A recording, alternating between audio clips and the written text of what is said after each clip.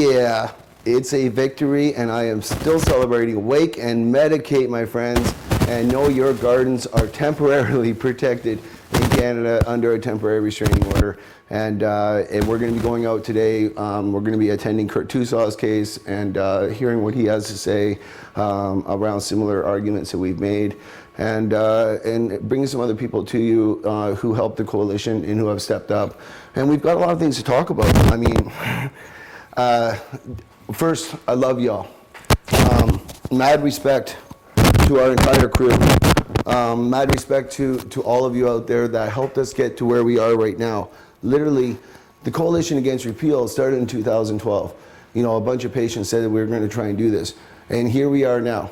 And we've got people, thank you to Dana Larson, most recently, comes out with a dollar for dollar challenge on the Facebook group. That was huge. You know, it's a huge statement that says that people are going to start to step up and help fund Mr. Conroy. Now that we've proven, you know, beyond a reasonable doubt, fire, mold, organized crime don't exist. It's anecdotal. I said that in many movies. Mr. Conroy said it in court. It's now, you know, basically, it's situated in fact. Of course, the government's not talking a lot about that part, but we all need to remember they overhauled the program citing fire, mold, and organized crime. That's why they had to get rid of our permits. Now, the Injunction, in essence, debunked that as the anecdotal evidence. And of course, that's what we read in our files. So unless the government has some secret studies hidden somewhere that we don't know about, then I'm very confident that our constitutional challenge will also go, because irreparable harm in patients in this country, certainly the balance of convenience for the public safety isn't there, but the irreparable harm is. And I don't believe that any judge in this country is going to allow the Constitution of Canada to be ruled, you know, our Charter of Rights and Freedoms to be ruled by monetary gain or by monetary schemes put together by the government, such as a mail order system where patients will order only from them, and that's it. Now, to all those LPs out there, y'all need to recognize the coalition holds no position against licensed producers. And for the people online that are chattering, and for other people out there, our position is nada against licensed producers. For they're under the same scrutiny and crap we are under a bad policy and law that they're passing and they got bought into. You know, and they have their own arguments to make. I hope that abandon them get together and sue the federal government for an unfair and reasonable market. Oh, there's just so much to talk about. So with this all going on, the LPs, you need to understand, patients right now, they're looking at just protecting their gardens when it comes to the coalition. And eventually, when we see an LP that has the right pricing, isn't gamma processing, wants to work with the patients and some of the cannabis culture structure that's in place, we may introduce dialogue. And of course, with a nice donation from some of these multi-million-dollar LPs, wouldn't be bad to help our fund either, to show that they actually support those that may wish to grow for themselves. Just as we support the patient's right to choose to grow for themselves. But we also support the right for them to go and buy from a licensed producer if they don't have somebody to grow for themselves. So having that kind of endorsement, I think you LPs out there should think about that. It's just my suggestion.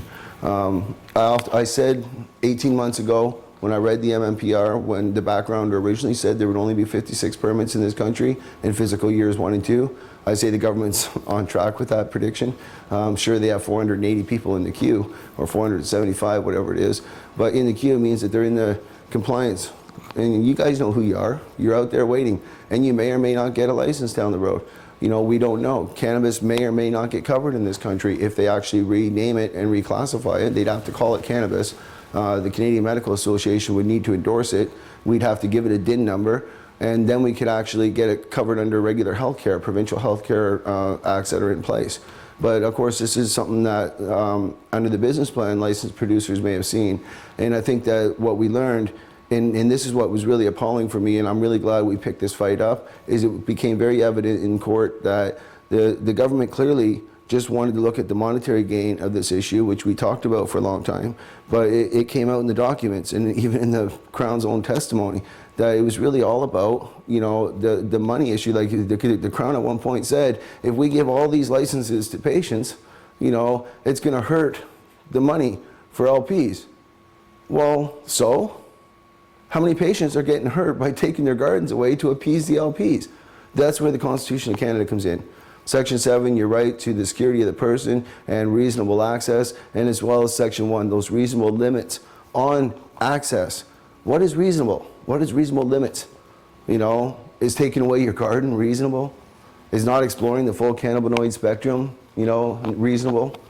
Is America having a patent on cannabinoids in general for medical purpose, but yet hold a position in Canada and the US that there's no medical value? Now all this stuff has come out. Now have we made history? My friends, yes, we made history. And for those of you wondering how this injunction works, Mr. Conroy's laid it out. There's a good video. Check out Urban Grower online and watch John's own words, and he can define the injunction order. For those of you out there, before March or before September 30th, I will note again, in many of our movies and many of the movies I've done and online, we advocated to keep your license active. Many of you said, why, Jason? There's only a couple months left. Why, Jason? They're going to shut it down anyway. You know, there's no sense. Well, I told you there's a possible, what we're asking for and what the judge will give is two different things. So those of you who chose not to do that $15 paperwork are now unfortunately going to have to be on the sidelines until the courts have decided. Now, for those of you that are protected, designated growers, production holders, or PPU or production license holders who grow for yourselves, your locations, they're protected right now until the end of trial, and as well as the decision. So remember, a trial, that includes appeal, that includes probably any amendments to the trial, okay? Which means, what I mean by that is if we win, okay, and then it's appealed and we win again, then the government will be given 1 year to amend the MMPR. So at that point, I believe that the injunction would then extend even further until such time as it's implemented. Again, trying to be a forward thinker, and it's all it's all theory at this point and speculation. But at the same time, I feel extremely confident because once again, fire, mold, and organized crime does not exist in Canada. Okay, the federal courts of Canada has, I mean, there we got the Surrey fire chief jumping around. Why is he jumping around? Because he instituted bully by bylaws. He ruined a lot of patients' lives in British Columbia, you know, who were simply growing some plants, citing that they were fire risks to the community. They were going to burn their kids down, kill themselves and kill their families, kill the community. My God. Thank God the justice system still relies on stats and facts, as I said, for 18 months, not anecdotal evidence. They will not put monetary gain in this country ahead of the Constitution. The Constitution or the Charter of Rights and Freedoms is there for you. It's there for me. It stood up for us in temporary victory. It will stand up for us in the end. But friends, we have a lot of funding to do. It was $150,000 just to get your licenses protected. And for all of you out there that didn't step up, now's the time. Like Dana Larson has, he stepped up and has done a tremendous job in helping us in 2014. That is freaking awesome. You know, that's the kind of stuff we need. We need everybody that's willing to step up now and protect gardens so that when we legalize in this country, the next step is going to be legalization with plants, okay? Not just legalization. I don't want to buy from 7-Eleven, okay? And I don't want anybody in my family that may choose to use cannabis to have to buy from 7-Eleven when I could potentially, or somebody else could potentially grow a better product for them that's safer, you know, in my own opinion. Or it may not necessarily be safer, but be more medicinal because one, it's organic. 2, the full cannabinoid spectrum is looked at, and 3, the strain specifics are looked at because it's different strains for different pains. And until the government fully understands that, in 2005 on the Canadian AIDS Society National Committee, I hit my hand down, I said one strain will not fix all.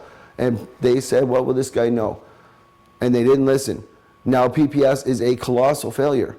That's how it turned out. So now we got this big, huge, colossal failure, and by the Crown's own admission, oh, well, the old system, one strain didn't work. So we've got 60 strains. But then under the injunction, the Crown actually goes on and says, oh, okay, well, but Mr. Arnold, our plaintiff, he says that different strains work for him. And the Crown says, but we have no science to back that up. Well, I was glad the judge intervened and actually said, but you just said the old system of one strain didn't work. That's why you introduced 60. So why would Mr. Arnold be wrong if there's no science? You know, this is the kind of pseudoscience we're talking about that the government's trying to use. It's not really, they're using anecdotal cases or tried to use anecdotal evidence to overhaul a program, in my own opinion, in what appears to be in favor of monetary gain and on the expense of patients. And thank God the justice of this country has spoken and stood up, at least temporarily, for the medical patients in this country. And we need to fund this fight. So the rest of it is it's going to be ongoing. It's going to be a lot of fun. We're going to have concerts. We're going to have a lot of different things ongoing to fund this fight. It's going to take a long time to even get to trial, you know, to even get the ball rolling. Now, back to the injunction. If you plan to move, this is something that we're now looking into. Mr. Conroy is exploring options, you know, for when the right time is, and we're taking in names and numbers. You can email me at cannabisincanada@gmail.com and give me your information if you were affected by the address clause. What I mean by that is, if you move between now and say the next 2-3 years is going to take for this thing to get settled, well, if you happen to move, get evicted, whatever, then your storage, not only your production site, but your storage amount becomes illegal. And I think this was an oversight by the government, because I know my storage amount is quite a bit, and that would take a hell of a lot of kitty litter for me to have to destroy. Not only would it be again, another gross oversight of an injunction that was meant to protect me and could actually hurt me. And not to mention the loss of the production site the injunction was meant to protect. So not being able to change an address over such a long period of time, and there's many people that were waiting for this injunction so that they could place their license. They could change their address, you know, for their production site. And because since September 30th of 2013, you couldn't change your address. So for those of you wondering what's going on, we're looking into it. We're exploring all legal avenues, and Mr. Conroy is going to do what he can to see if there's any remedy that can be found in the courts. And if not, we may be stuck with that. But you know what? I may be in that group that's kind of stuck with it, but that's okay. I feel so good. I love y'all, because at least 90% of the people out there, or 85% of the people out there, got protected. And that's what we set out to do in 2012. Protect your patient rights, you know, protect your gardens and your reasonable access to your medicine. Okay, we've done that temporarily. Let's do it collectively. Let's do it together and make 2014 our year, and then 2015 the year of victory, where the cannabis wars can end and legalization can arise. This is Jason Wilcox. Sorry for the long rant. We'll see you in the next movie. Cheers. This is blossoming at a hydroponic shop in BC. Sales have been smoking hot ever since 2 U.S. states legalized marijuana. The company, called Green Planet, carries everything anyone would need to grow plants, any kind of plants, indoors. In Colorado, it is now legal to have 6 marijuana plants in a secure area.